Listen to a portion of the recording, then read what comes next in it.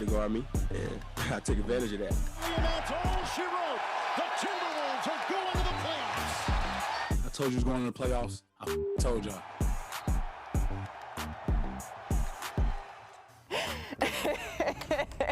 Man, I gotta tell you, I was jumping on my coffee table last night with that kind of Patrick Beverly energy. Welcome to NBA Today. Guess what? The play-in champion Minnesota Timberwolves, they're moving on to the playoffs. The tiers, the scorer's table. You've seen the iconic imagery of last night, but this was the iconic sound as Pat Bev sent the Clippers packing. What's up, baby? What did you say to your old teammates at the end there when you were standing in front of the bench? Take their ass home. Long fight to LA, take your ass home. You know, it's deeper that for me. You understand? I gave my blood and sweat and tears to that organization. I mean, you guys know the story. Blood, sweat, and tears to just be written off like that. You know, he's injury prone. He's old, this, that. To be able to come here, play them in a play-in, beat their ass. No other feeling, man. No other feeling.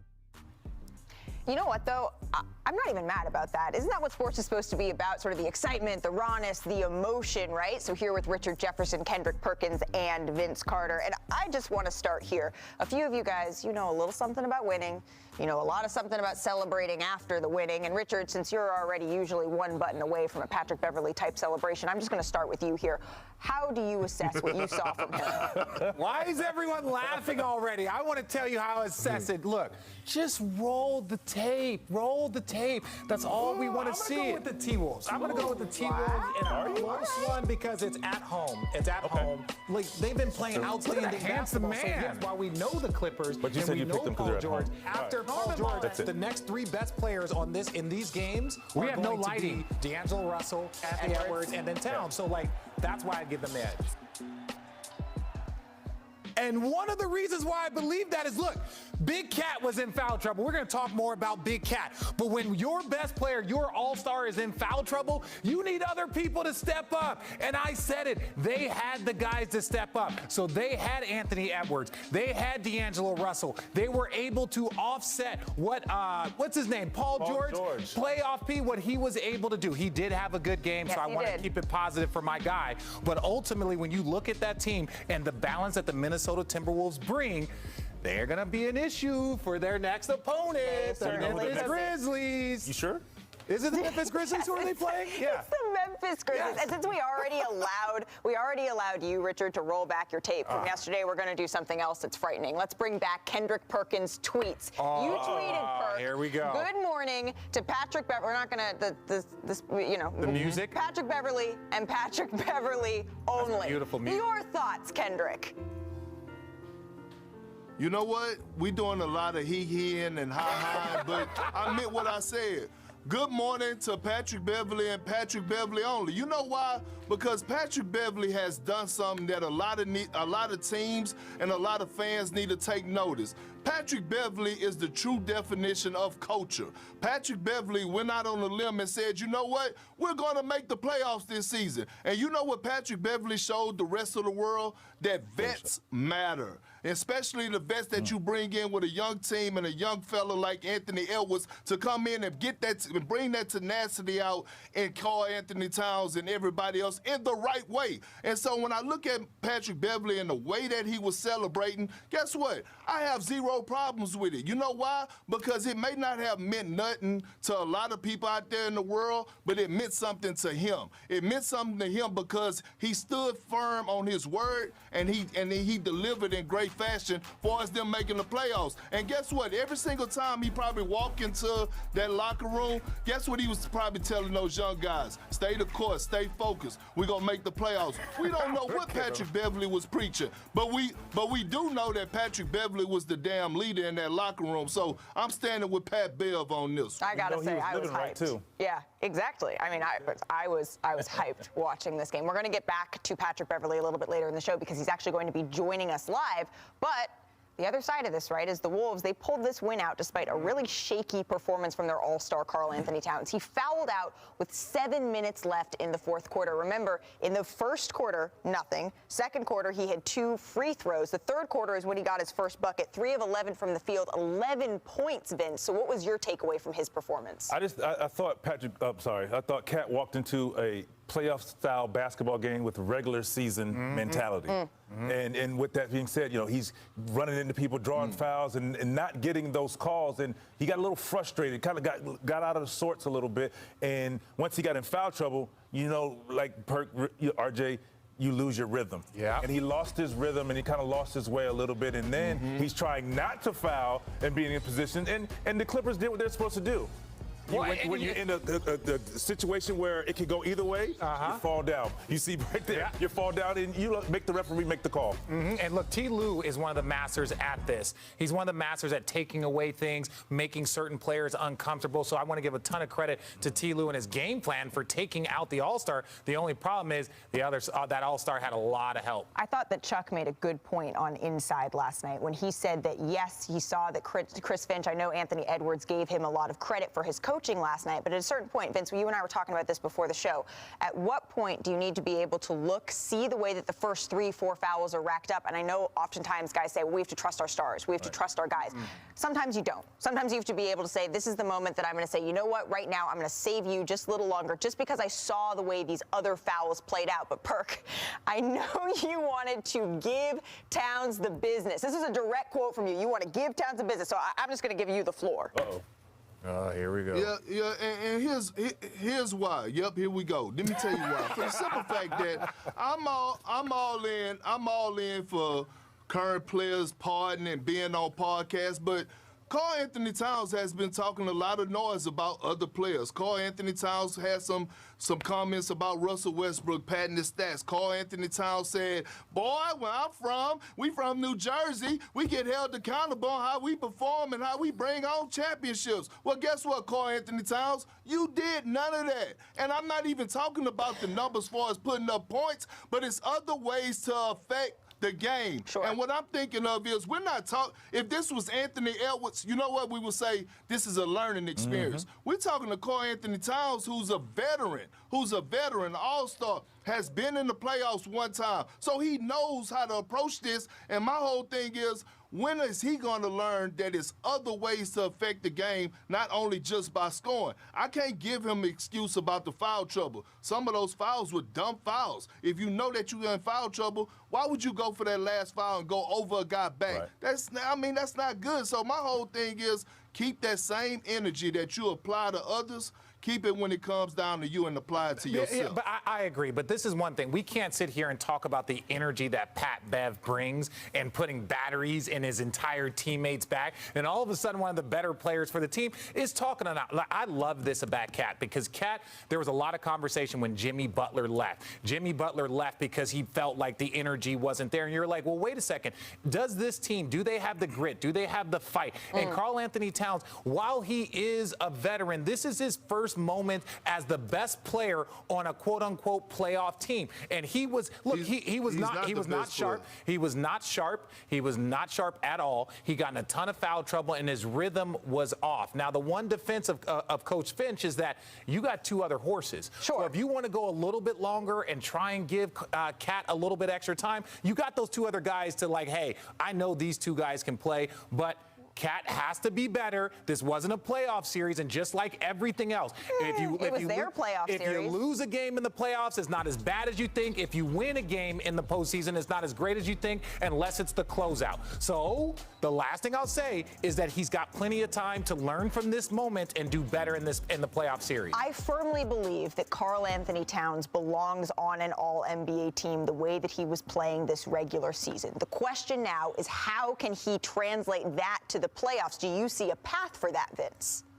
It's definitely a path. He just has to understand.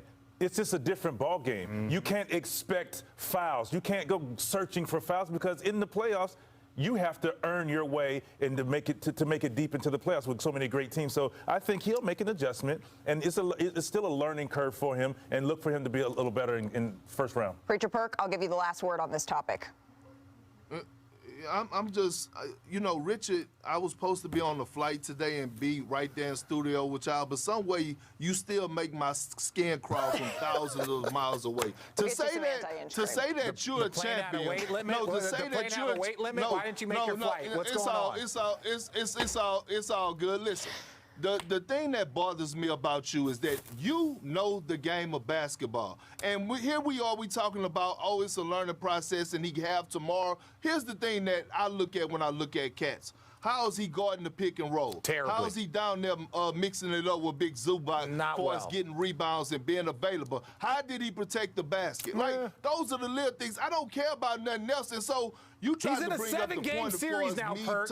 He's in a 7-game series now. That's all that matters. I know, but you tried, because you tried to bring it up for the fact talking about how Patrick Beverly are putting the key in guys' back. Well, D'Angelo Russell played well. Nas Reed played well. Anthony Edwards played well. Hell, they wouldn't have won that game without Patrick Beverly yesterday. And he didn't have the best box score, but he did every single thing he needed to do that didn't show up in the state sheet. Absolutely. Well, we'll dive into that more because Patrick Beverly will be with us and still ahead on NBA Today. Somehow we haven't even gotten to the Nets, who advanced to the postseason. Officially, the KD and Kyrie show is in session. That's next. And updates on injured superstars, Luka and Steph. We've got the latest on when to expect both to suit up. Plus, don't stat me, bro. Richard, go get your coffee because you and Vince are breaking down tonight's LaMelo versus Trey showdown. 2 stars. Which will advance? Bucket after big-time bucket. And this right here, over Evan Mobley, over the 7-foot defensive guy, knocks it down. Here's Bruce Brown after the game. Ooh, Bruce Brown. Now they don't have Robert Williams, so they have less of a presence in the paint, and we could attack Al Horford and Tice. So them not having Robert Williams is huge. What did he say? All right, man. That's caffeine pride talking. You take some before the game. We don't need to say like that. Let's just go out there and hoop.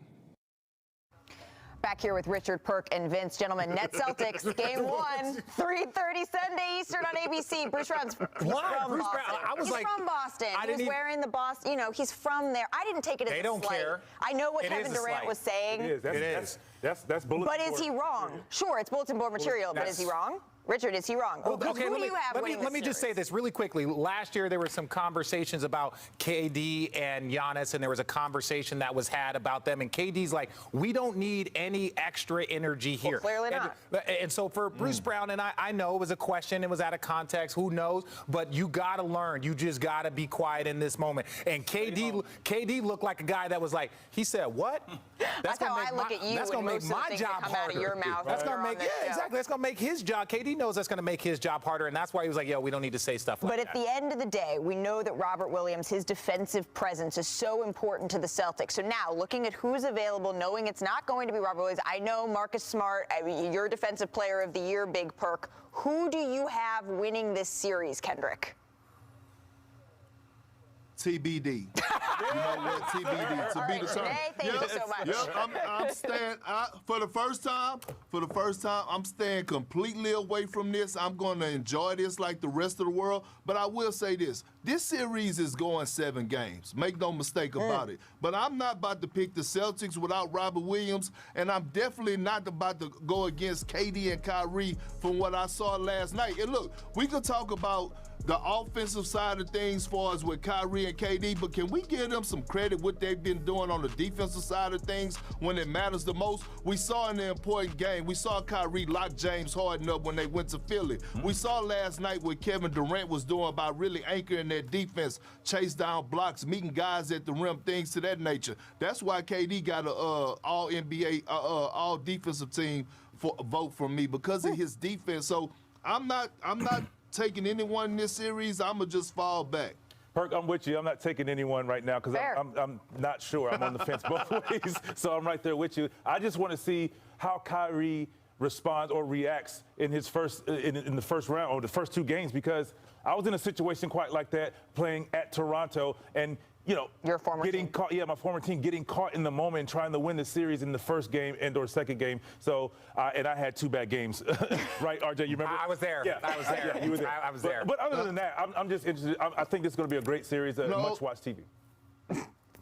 No, Vince, Wow, you wasn't in this Sam. situation because you was not in this situation because I'm telling you, them fans in Boston gonna be waiting for Kyrie. Bro, Look, I'm gonna tell you, dude, I ain't never seen anything like when I saw my guy go back to Toronto. Yeah. I mean, I will say though, Perk, I do get it. understand your point. I understand your point because when I went back to Boston during that series when I was covering it last season, and I'm not saying this wasn't the case, but for Kyrie, there were literal posters outside of the arena of his face. Vince, probably the same Okay, we're case talking for about you. Air Canada that left Air Canada and then came back. Now, Boston is intense. Serious. Boston is intense. I'm That's not all I'm disrespecting saying. Boston fans Who you got, Rich? when they're locked Fast in. forward. Who you got?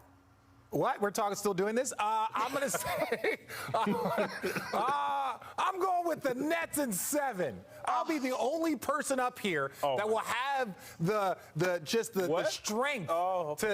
thanks. To have the strength to say that I think there's going to be the Nets in 7. Bye. All right. Well, the best words in sports, Game 7. That's all I want is a Game 7. I'm actually with Perk and Vince. It's too close to call. TBD. All right, the Nets, they opened as the series favorites at -135, but money bet on the Celtics, it's actually shifted Boston to a slight favorite at -145. That's according to Caesars Sportsbook. So you can see that bettors are also sort of like, oh, which way is this going to go? If this line stands, it would be tied for the second longest series price for a top 2 seed in the first round since the NBA went to a best-of-7 in 2003 behind only Suns-Lakers series. That was last year.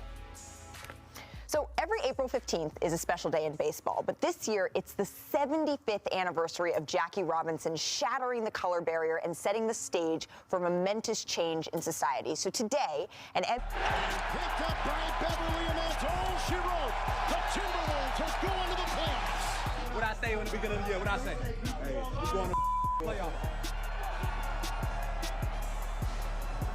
only a legend can roll in a Versace robe the next day. Patrick Beverly, honestly, I don't know if you switched from beer back to Gatorade today. I know there was some discussion of that yesterday, but he's fresh off knocking off one of his former squads in last night's play-in game. Thank you so much for joining us, sir. Thanks for having me, man. Good to see you all. It's so good to see you. You took to Twitter last night explaining why you and your teammates had such fun celebrating that win. We loved it here in our studio. Obviously, the internet, including some other stars, had a little bit of fun with it. What was your reaction to the reaction?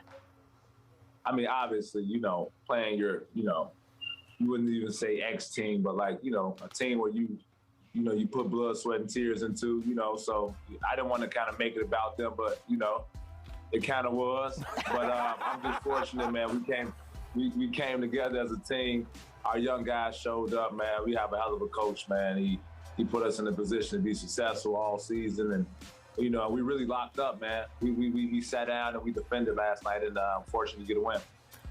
Richard Jefferson here. First of all, let me say, yes, you look outstanding. I wish I had a couple buttons open, just flowing, but this is what I want to know.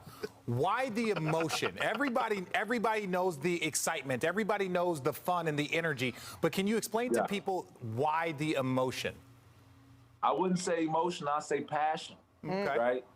And I know you three for sure. You guys understand. You give it's so much more than a business than what it really is. And you all understand that when you give your heart and soul to a team, and you took a team to a place that they've never been in Western Conference Finals, and and it's not anything to rain on the Clippers or anything. It's all about the Minnesota Timberwolves, but it just feels good. It just feels good, man. It really does.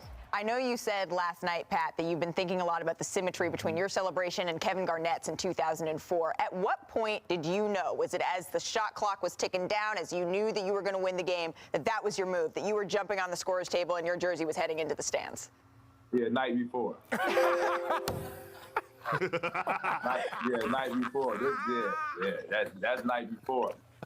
Just had to get to where we needed to get to, And do you know who got the jersey? It just went out into the ether. It's gone. That thing went up there. Yeah, and people like, I know some people, they speak about class and everything, but I mean, these are the same people 2 years ago when, everybody was throwing up the fist, for George Floyd. Yeah. So like to bring some love, to the city, to the state, a state and a city that's been hurting for a couple years, pandemic. We deserve this moment. We deserve it. You deserve this moment. You deserve to earn it in that robe. I want to bring in someone who knows a little bit about KG. Perk, I know you have a question. Hey, Pat Bev, if you go show up on ESPN, bro, that's how you show up. Yes. All right? Straight up. That's how you swag it out. Yeah. I ain't lying, bro. That's how you show up. Yeah. But look, I can't pull it off. But listen, I want to say this. I don't even care about the celebration. I actually embraced it. I actually enjoyed watching y'all enjoy y'all moment. I want to talk about y'all brotherhood because obviously, if y'all had a celebration like that, it's a brotherhood that's been formed inside that locker room. And you as the veteran, as the brother, I want to know what's your approach, what's your mentality for us leading these young guys that seem to look up to you? I've never been around a group of young guys like this in my life, in my whole career. An organization and a coaching staff that allows me to be me. And you guys know this too. Y'all been around me, y'all played against me. Like, it's hard for an organization to embrace a player like me. But like, once you do it, the method is unorthodox, but it works. I mean, these guys, I'm talking about, they absorb everything. Pat, what you got for us? Pat, what you got for us? Like, Pat, tell us some playoff stories, some Kawhi stories, So like, we meet up every time we land together. We meet up, we watch film together every day. And it's not forced, it's all supernatural. We play dressing contests, man. They keep me young. So, man, I'm vibing out with them. You're not that old, bro. Nah, I don't do it like You're still young, boy. Hey, man, you got to show the plate real fast, first of all. Show the plate. Show the plate. Look. So, I'm kind of, so the plate is to keep the phone from falling. Oh, okay. The plate, okay. Respect. I got to keep it 100 with you. I got to keep it a buck with you. I got to keep it a buck with you. So here's my question. I want to look forward. Let's move forward a little bit. What does the Patrick Beverly effect look like in this series against the Grizzlies? Oh, man, I mean, we playing one of the best teams in the NBA. Young team, have a lot of confidence, well coached. I think underrated coach. I mean, he's a great coach. He knows his X's and O's. I mean, it's gonna be a battle. Memphis is gonna be rocking, but we ain't ducking no smoke. We ready. What would your effect like? What do you plan to bring to this series? I know, like you're gonna prepare the young guys of what the playoffs is really about. Like, that was just a sample size in the play-in, but now you're playing against a very good team. Like, what will you bring to the table and lead by example for these young guys?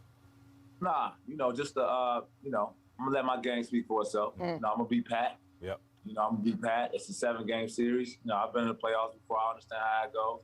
You can lose by 21st game. You can win by 20 the second game. So just kind of staying even keeled, doing what we need to do, and we'll be successful. You've had a front row seat, Pat, to the ascent of your young teammate, Anthony Edwards. You've been around this league for a while. What's his ceiling in this league? Yeah, I told y'all before, man, I got criticized for saying that also, man. I mean, he's up there. He can be up there with some of the best of them. I quoted earlier, MJ, and I don't want to continue to put that pressure on him because we're in the playoffs right now. But what other pressure you don't want? You're the number one pick. So hey, I mean, I don't want you to be anybody else but the greatest. So I'm gonna push him. I'm on him constantly. I'm not letting him go. I'm gonna make sure he reaches everything he needs to reach, man. Patrick, before we let you go, I just got to know, what point do you need to reach for the whole team to get matching robes? Like, is that the finals? Is that the conference finals? Is that winning a game? What, I think everyone already got one, though. It's just like some that already have. Oh, okay. We need the team picture. I'll see you Saturday. I'll see you Saturday. I'm calling that game. I'll see you Saturday. Patrick. I'll see you Saturday. Okay, say less. Yeah. Hey, man, I appreciate y'all love and support, too, man. And I know I don't know if y'all doubted us before, but I hope I said you were going to win. I was the one person that said you were going to win. I will say that Richard Jefferson picked y'all in that game yesterday. He said on the show before the game, I have the Timberwolves in this game. That's what he said. You ain't wrong. Yeah, but Malik, I actually I actually picked them to make the playoffs about 4 months ago. Actually, you did. All right. Here we go. Did you comment on But, you know, you also rock the dark side. Come on. We're all showing up in those robes tomorrow. Thank you so much for joining us, Patrick. Hey, God bless, man. Thank you all. Thank y'all. When we return on NBA Today, I think you're going to want to stick around to hear some updates on a couple of I think you got to be careful, and they've been preparing to play with or without him. When you play with Luka, he is the offense. When you play without Luka, you stick to your offense, the other offense. Right. And that's Jalen Brunson, that's Spencer Dinwiddie.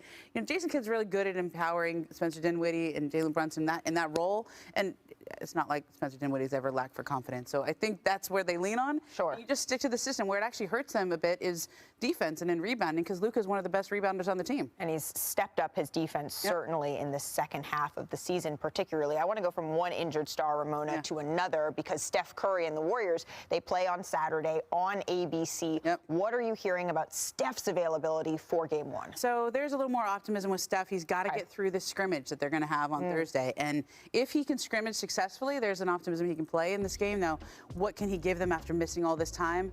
That's up for debate. Now, if he's not able to go in a Game 1, or if he's not able to go at any point in this series, that puts even more on Draymond Green, because Draymond Green is going to be guarding Nikola Jokic in this series.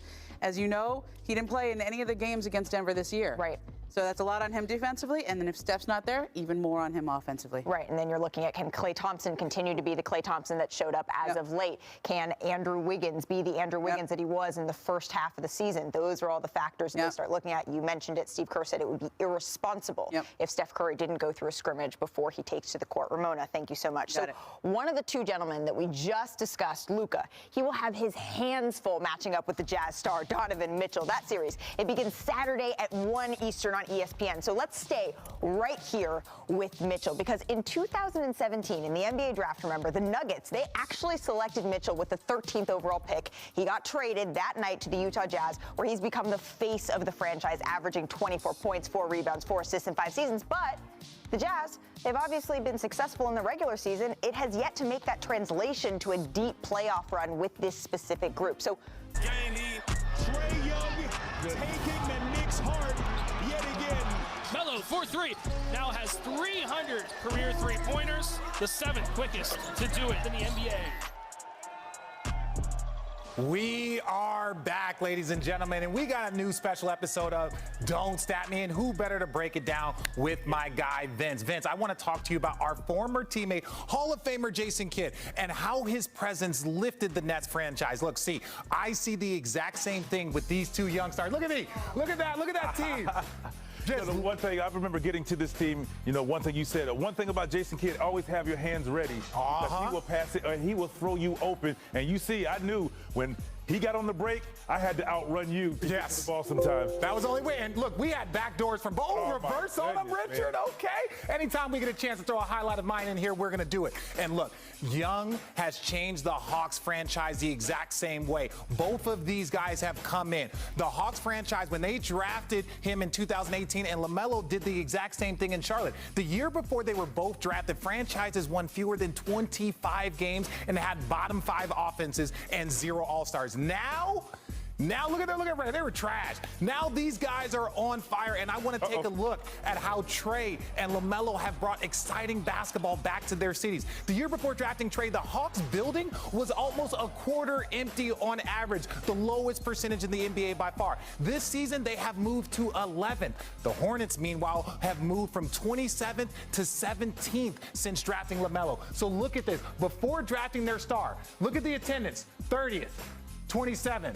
After drafting, 11th and 17th. So what you see is when they come and you draft a high-level point guard, I was able to get Jason Kidd. He was 28 at the time, so he was a little bit more grown man. He was outstanding. He was outstanding. But for me, when you draft a high-level point guard, and people always don't understand why you draft point guards 1, 2, 3, it's because of this energy right now. A point guard that runs your system well can not only lift your team, they can lift your franchise.